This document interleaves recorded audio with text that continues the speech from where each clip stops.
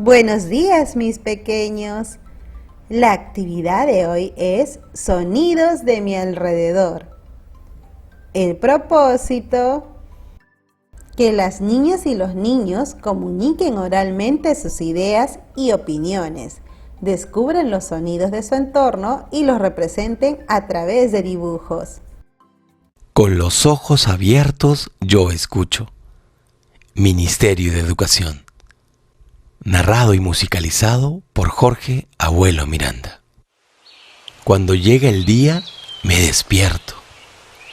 En el día, con los ojos abiertos, yo escucho. El murmullo del río y las piedras. El silbido del viento en las retamas. El canto de las palomas.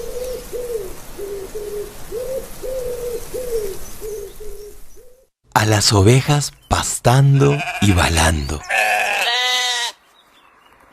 Al perro ladrando.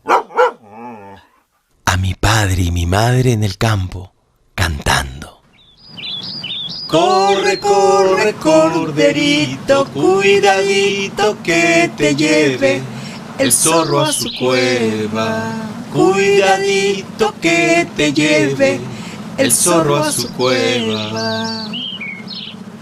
En la noche, con los ojos abiertos, escucho al grillo chirriando. Cri, cri, cri. Las ranas croando. Croak, croak. La lechuza gritando. Pijuy, pijuy.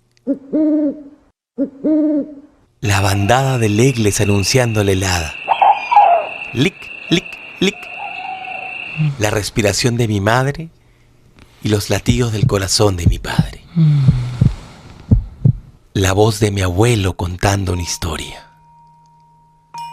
Cuando llega la noche me abrigo y con sueño me duermo.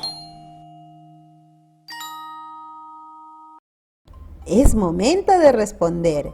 ¿Conoces algunos de estos sonidos que nos presenta la historia?